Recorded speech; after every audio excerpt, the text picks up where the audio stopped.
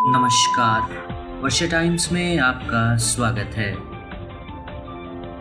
लूटकांड का पुलिस ने किया खुलासा। फुलवरिया में 125 व श्रीपुर में 204 के विरुद्ध की गई निरोधात्मक कार्रवाई।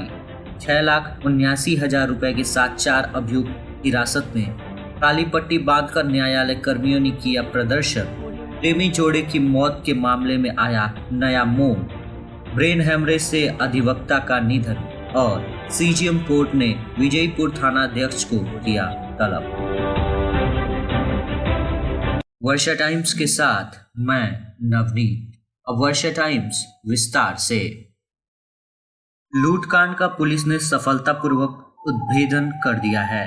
लूट की लैपटॉप एवं 3 मोबाइलों के साथ 7 अपराधियों को गिरफ्तार कर लिया गया है। अपराधियों के पास से घटना में प्रयुक्त एक बाइक एवं चाकू भी बरामद कर लिया गया है।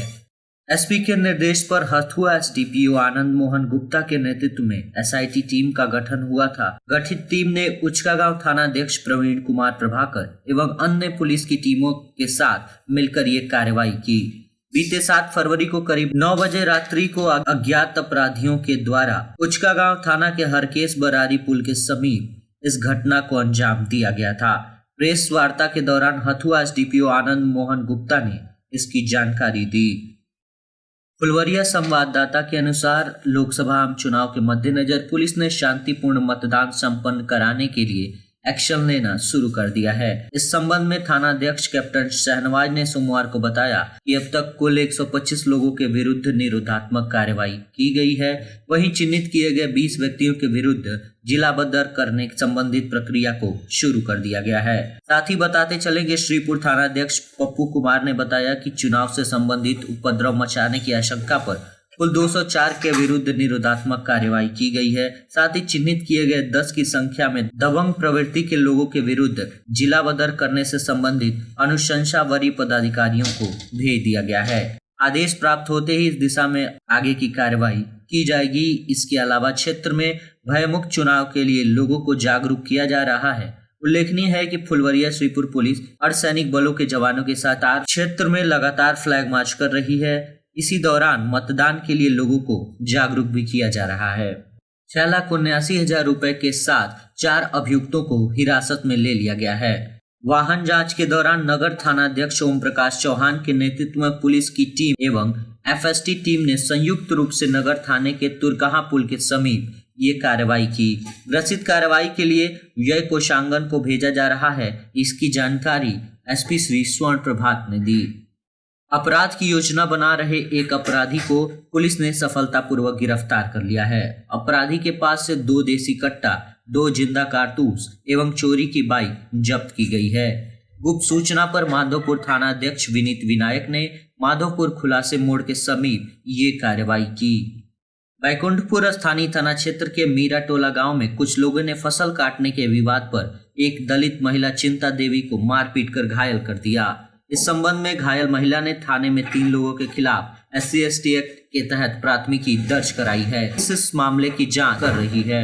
बैकुंठपुर स्थानीय थाना क्षेत्र के दिघवा गांव के समीप स्टेट हाईवे 90 पर अनियंत्रित वाहन के चपेट में आने से 3 वर्षीय एक बच्ची बुरी तरह घायल हो गई।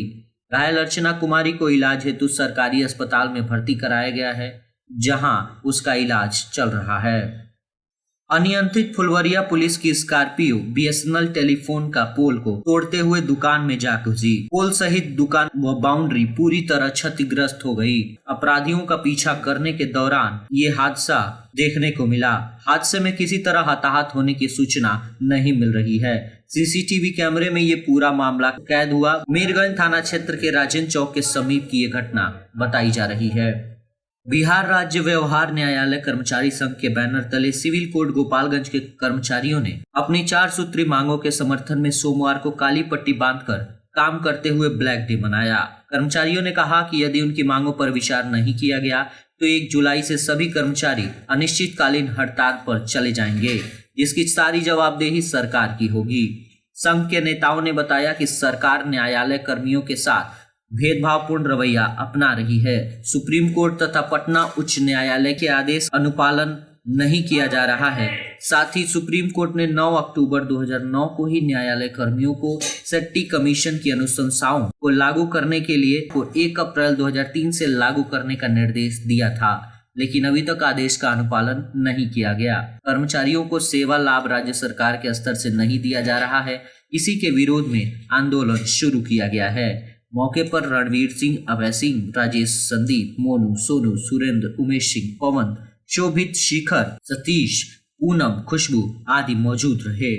थाने के कल्याणपुर गांव में 21 मार्च को प्रेमी जोड़े की मौत के मामले में अब नया मोड़ आ गया है। अब प्रेमिका की मां ने प्रेमी के परिजनों के खिलाफ दहेज हत्या की प्राथमिकी दर्ज करा दी है। बताते चले कि प्रेमी की मां पहले ही प्रेमिका के आधा दर्जन परिजनों के खिलाफ हत्या की प्राथमिकी दर्ज करा चुकी है। गत वर्ष 21 मार्च को कल्याणपुर मौजे गांव के संतोष सिंह के घर के एक कमरे में उनके पुत्र मंटू सिंह और उसकी प्रेमिका पुष्पा कुमारी का शव बरामद किया गया था। घटना के अगले दिन ही पुलिस ने मामले का खुलासा करते हुए बता दिया था पुष्पा कुमारी ने ही प्रेमी के सिर पर मूसल से प्रहार कर उसकी हत्या कर दी थी और फिर खुद फंदे से लटक गई थी। बाद में मृतक मंटू सिंह की मां शुभावती देवी ने अपने ही गांव के रोहित सिंह व अन्य के खिलाफ प्राथमिकी दर्ज कराते हुए आरोप लगाया था कि इन लोगों ने साजिश के तहत पुष्पा कुमारी से मंटू के मोबाइल पर फोन कराकर उसे घर में बुलाया और जब मंटू घर में गया तो पीछे से आकर आरोपितों ने उसकी हत्या कर दी और फिर पुष्पा खुद फंदे से लटक गई। अब प्रेमिका की मां शुभावती देवी ने मृतक मंटू के पिता संतोष सिंह व अन्य के खिलाफ दहेज हत्या की प्राथमिकी दर्ज करा दी है। आरोप लगाया है कि बेटी पुष्पा की शादी मंटू सिंह के साथ हुई थी। पारिवारिक कलह के कारण उसने महिला थाने में पति के खिलाफ प्राथमिकी भी दर्ज कराई थी।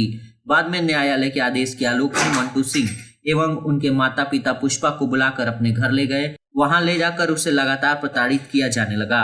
इसी बीच 21 मार्च 2024 को साजिश के तहत आरोपितों ने पंखे से लटकाकर पुष्पा की एवं लाठी व मूसल से मारकर मंटू की हत्या कर दी और दोनों के शव को एक कमरे में बंद कर दिया। सिविल कोर्ट गोपालगंज के अधिवक्ता और शहर के रामनाथ शर्मा मार्ग निवासी दिनेश चंद्र सुमन का निधन ब्रेन हेमरेज के कारण सोमवार को हो गया। उनके निधन की सूचना मिलते ही वकीलों में शोक की लहर दौड़ पड़ी। बताया जाता है कि एक सप्ताह पूर्व ही उनको ब्रेन हेमरेज हुआ था, जिसके बाद पटना के रूबन हॉस्पिटल में उनका इलाज चल रहा था, जहां इलाज के दौरान सोमवार को करीब 2:30 पे उनका निधन हो गया। अभी पिछले सप्ताह ही एपीपी अरविंद कुमार द्विवेदी का निधन भी बीमारी से हो गया था। बार बार के निर्देश के बावजूद अपहरण मामले में प्राथमिकी दर्ज नहीं किए जाने को गंभीरता से लेते हुए सीजीएम मानवेंद्र मिश्र की कोर्ट ने विजयपुर थानाध्यक्ष को तलब कर लिया है। कोर्ट ने थानाध्यक्ष को अदालत में 6 अप्रैल को स्वयं उपस्थित होकर यह बताने को कहा है कि इस मामले में अब तक प्राथमिकी क्यों दर्ज नहीं की गई और यदि प्राथमिकी दर्ज हुई तो वादिनी के पति की बरामदगी की दिशा में अब तक क्या कदम उठाए गए हैं। बताया जाता है कि विजयपुर थाने के महुआ गांव की गीता देवी ने अपने पति राकेश दुबे के अपहरण के आरोप में 4 लोगों के खिलाफ 11 फरवरी 2022 को कोर्ट में परिवाद दाखिल किया था। सीजीएम की कोर्ट ने 14 फरवरी 2024 को मामले में प्राथमिकी थाने में दर्ज कर अनुसंधान करने का आदेश दिया था, लेकिन 2 साल बाद अब तक प्राथमिकी दर्ज नहीं की गई। साथ में सोमवार को मामले में सुनवाई करते हुए सीजीएम कोर्ट ने विजयपुर थानाध्यक्ष को आगामी 6 अप्रैल को अदालत में स्वयं उपस्थित होकर लिखित रूप में यह बताने का निर्देश दिया है कि अदालत के निर्देश के बावजूद प्राथमिकी दर्ज क्यों नहीं की गई। और अंत में सुर्खियां एक बार फिर। लूटकांड का पुलिस ने किया खुलासा। फुलवरिया में 125 व श्रीपुर में 204 के विरुद्ध की गई निरोधात्मक कार्रवाई। 6,79,000 रुपए के साथ 4 अभियुक्त हिरासत में। काली पट्टी बांधकर न्यायालय कर्मियों ने किया प्रदर्शन। प्रेमी जोड़े की मौत के मामले में आया नया मोड़। ब्रेन हेमरेज से अधिवक्ता का निधन और सीजीएम कोर्ट ने विजयपुर थानाध्यक्ष को किया तलब। वर्षा टाइम्स का ये अंक यहीं समाप्त हुआ। नमस्कार।